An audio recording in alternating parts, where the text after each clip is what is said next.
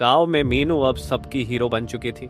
हर बच्चा उसकी बहादुरी की कहानियां सुनता और हर बुजुर्ग उसे आशीर्वाद देता था। लेकिन मीनू की असली परीक्षा अभी बाकी थी। एक दिन गांव के पास के पहाड़ों से एक अजीब आवाज आने लगी।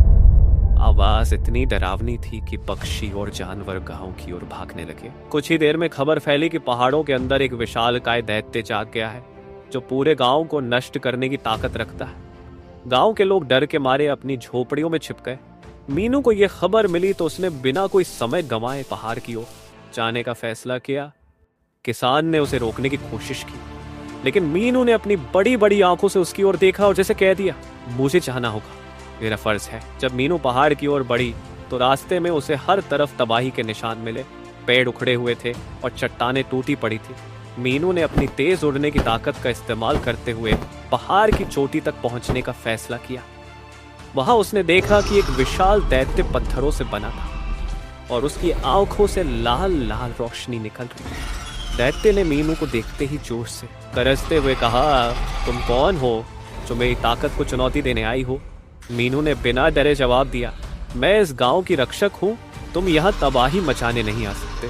दैत्य ने मीनू पर हमला करने की कोशिश की, लेकिन मीनू अपनी चतुरता और तेजी से उससे बचती रही।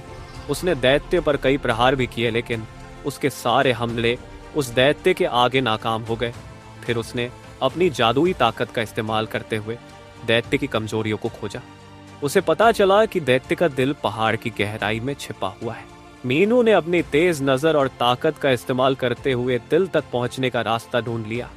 उसने एक बड़ी चट्टान को तोड़कर दैत्य के दिल को उजागर कर दिया। फिर अपनी ताकत को केंद्रित करते हुए मीनू ने उस दिल पर हमला किया। दैत्य जोर से चीखा और देखते ही देखते मिट्टी और पत्थर में बदल गया। गांव में सबने देखा कि पहाड़ से एक सुनहरी रोशनी निकली और मीनू विजयी होकर वापस आई। लोग उसकी बहादुरी के लिए तालियां बजाने लगे। मीनू को देखते ही बच्चे खुशी से चिल्लाए, सुपर कैट मीनू।